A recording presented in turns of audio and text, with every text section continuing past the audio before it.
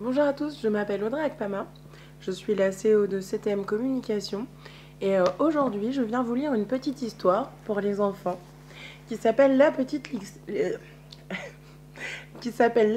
Lectrice et qui a été écrite par Élodie Chambaud et Tristan Gion. Et je l'ai trouvé ce livre du coup au McDonald's dans le Happy Meal du mercredi de mes petits-enfants. Alors, La Petite Lectrice. Il était une fois une petite princesse très intelligente. Elle passait ses journées enfermée dans sa tour à dévorer ses livres.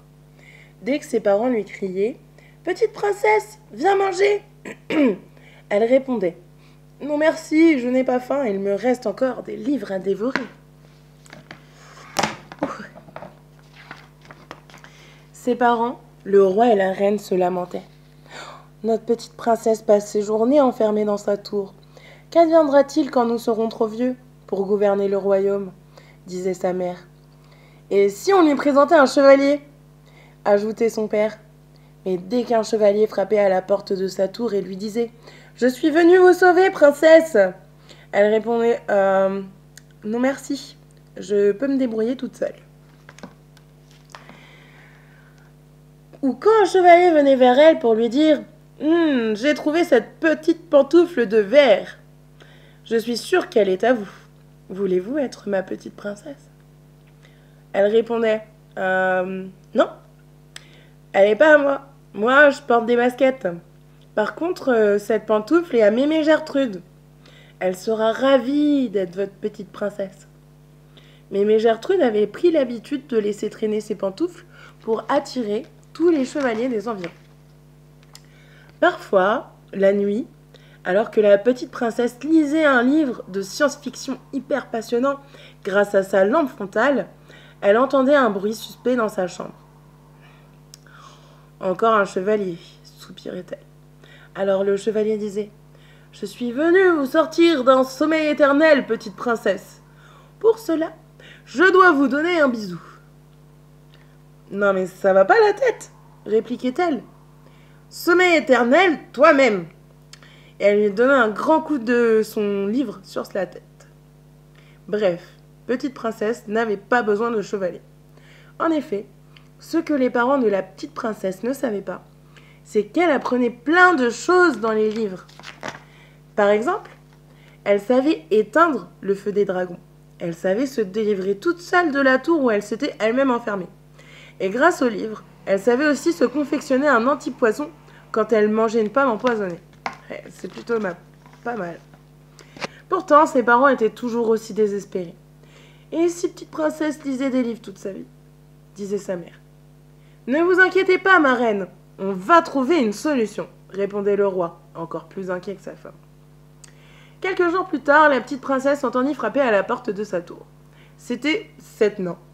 « On a vu l'annonce dans le journal du royaume, dirent-ils. Nous sommes à la recherche de la petite princesse qui pourra s'occuper de notre logis. »« Vous devez vous tromper, » répondit la petite princesse. « Je n'ai pas passé d'annonce dans le journal. Par contre, je peux vous aider. » Alors, la petite princesse construisit pour les 7 nains un robot aspirateur, serpillère, laveur de vitres, lave-vaisselle, lave-linge, sèche-linge, cuiseur vapeur, tondeuse. Ainsi, les 7 nains pourraient rentrer du boulot l'esprit tranquille et toutes les petites princesses du monde pourraient désormais lire sans être dérangées. Wow, ça c'est la classe. Cette fois-ci, le roi et la reine, qui n'entrevoyaient plus de solution, cédèrent totalement à la panique. « On peut dire adieu à notre retraite !» disait la reine. « Ne m'en parle pas !» répondit le roi. Mais un jour qu'elle lisait tranquillement un livre, la tour de la petite princesse se mit à trembler. Boum! Boum! Boum! Ses livres tombaient un à un des étagères de sa bibliothèque. « C'est quoi ce boucan ?» dit petite princesse. « On ne peut vraiment pas lire tranquille dans ce château. » Elle alla à la fenêtre de sa tour et elle vit un monstre qui se rapprochait du château. Il était grand comme 2 arbres et son corps était recouvert de poils hirsutes. Il avait 6 yeux et ses dents étaient longues et acérées. « Au secours !» criaient les villageois qui couraient en tous sens, affolés. En effet, le monstre écrasait tout sur son passage. Sapristi, se dit Petite Princesse. Il ne me restait plus que quelques pages à lire et j'avais terminé mon livre. Ce n'est pas un monstre qui va m'empêcher de connaître la fin de mon histoire. Alors la petite princesse prit les plus gros livres qu'elle put et les jeta à la tête du monstre qui se mit à crier. Aïe! Oui! Ça fait mal! Pendant que le monstre frottait les bosses que lui avaient faites les livres, la petite princesse ouvrit vite son encyclopédie. Son livre, c'est sûr, lui dirait comment se débarrasser d'un monstre à 6 yeux. Monstre à 6 yeux... Monstre à 6 yeux... C'est bon, j'ai trouvé! Elle prit plusieurs livres de sa bibliothèque et se mit à dévaler les escaliers de sa tour pour aller à la rencontre du monstre. Une fois à ses pieds, elle ouvrit tous les livres qu'elle avait choisis. « Les belles images !» s'exclamait le monstre à 6 yeux. Mais comme il avait 6 yeux, il ne sut plus où regarder. Toutes ces images, ça lui donnait le tournis et mal de tête. Ainsi, il tomba à terre. « Vive la petite princesse! Elle nous a sauvés !» criaient déjà les villageois. La petite princesse s'apprêtait en effet à achever totalement le monstre quand elle l'entendit pleurer. Ça me rappelle quand ma maman me lisait des histoires. J'adore les histoires, mais personne ne veut m'en lire. Sanglotait-il. Moi, je peux t'en lire si tu veux, répondit la petite princesse. Avec plaisir, s'exclama le monstre. Mais la petite princesse fit bien plus que de lui raconter des histoires. Elle lui apprit à lire. Si bien que le monstre, tout affairé à ses lectures, n'avait plus le temps de faire le méchant. Grâce à ses 6 yeux, il pouvait même lire 3 livres en même temps, ce qui rendait la petite princesse, disons-le franchement, un petit peu jalouse. Et ouais. Le roi et la reine étaient soulagés pour l'avenir de leur royaume. Rendre un monstre à 6 yeux gentil, ce n'est pas rien, disait la reine.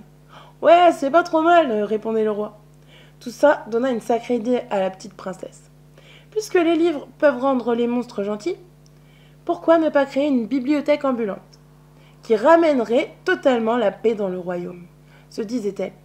Elle exposa son idée à ses parents qui furent très sceptiques. On n'est pas sorti de l'auberge, soupirèrent-ils. Peu importe.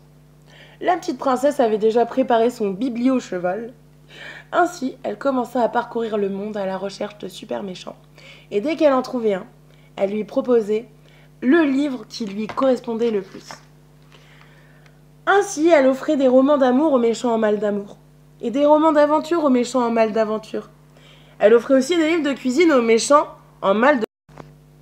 La paix régnait enfin totalement dans le royaume. Le roi et la reine étaient plus fiers que jamais de leur fille. « Je te l'avais bien dit qu'elle ferait une excellente princesse, » disait sa mère. « Oui, nous avons toujours cru en elle, » répondait le roi. C'est ainsi que la petite princesse, ayant débarrassé le royaume de tous ces monstres et super méchants, put enfin dévorer des livres en toute tranquillité. « Ah! Enfin un petit peu de temps pour lire, soupira-t-elle. Quand soudain... Maman! Oui,